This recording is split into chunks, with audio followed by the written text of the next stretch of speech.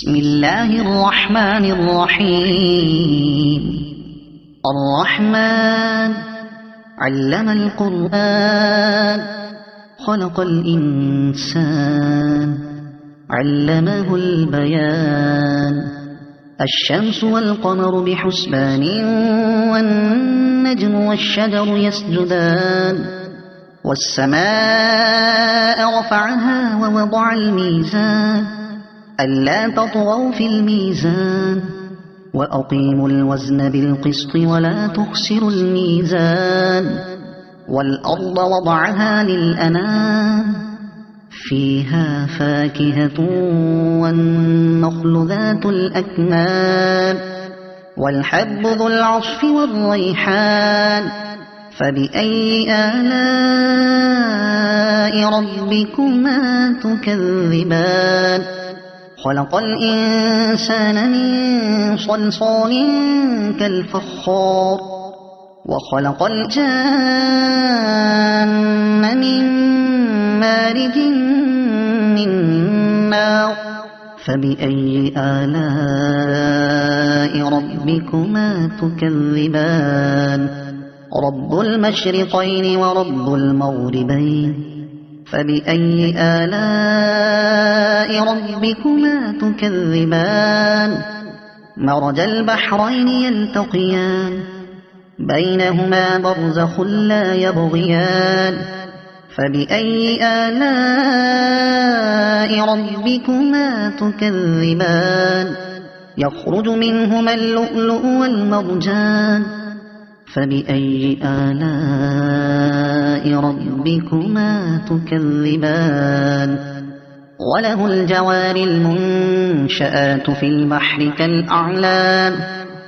فبأي آلاء ربكما تكذبان؟ كل من عليها فان ويبقى وجه ربك ذو الجلال والإكرام. فبأي آلاء ربكما تكذبان؟ يسأله من في السماوات والأرض كل يوم هو في شأن. فبأي آلاء ربكما تكذبان؟ سنفرغ لكم أيها الثقلان. فبأي آلاء ربكما تكذبان؟ يا معشر الجن والإنس إن استطعتم أن تنفذوا من أقطار السماوات والأرض فانفذوا لا تنفذون إلا بسلطان. فبأي آلاء ربكما تكذبان؟ يرسل عليكما شواظ من نار ونحاس فلا تنتصران. فبأي آلاء ربكما تكذبان؟ فإذا انشقت السماء فكانت وردة كالدهان. فبأي آلاء ربكما تكذبان؟ فيومئذ لا يسأل عن ذنبه إنس ولا جان. فبأي آلاء ربكما تكذبان؟ يعرف المجرمون بسيماهم فيؤخذ بالنواصي والأقدام. فبأي آلاء ربكما تكذبان؟ هذه جهنم التي يكذب بها المجرمون يطوفون بينها وبين حميم آن. فبأي آلاء ربكما تكذبان؟ ولمن خاف مقام ربه جنتان. فبأي آلاء ربكما تكذبان؟ ذواتا أفنان.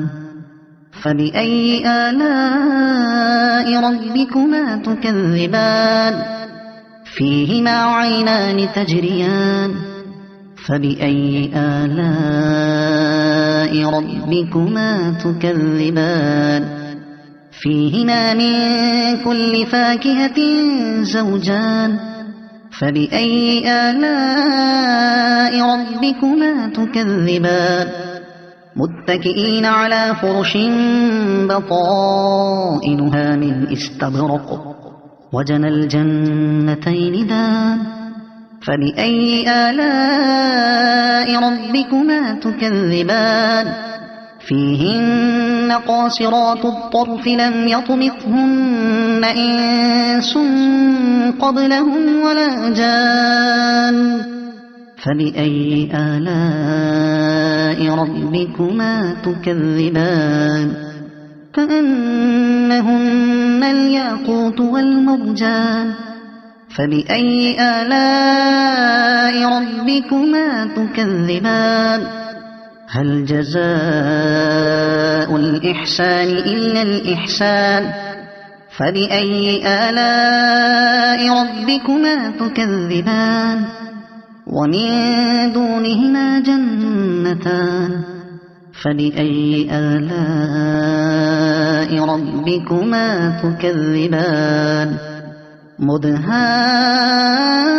مدهامتان فبأي آلاء ربكما تكذبان فيهما عينان نضاختان فبأي آلاء ربكما تكذبان فيهما فاكهة ونخل ورمان فبأي آلاء ربكما تكذبان فيهن خيرات حسان فبأي آلاء ربكما تكذبان حور مقصورات في الخيام فبأي آلاء ربكما تكذبان لم يطمثهن إنس قبلهم ولا جان فبأي آلاء ربكما تكذبان متكئين على رفرف خضر وعبقري حسان فبأي آلاء ربكما تكذبان تبارك اسم ربك ذي الجلال والإكرام صدق الله العظيم.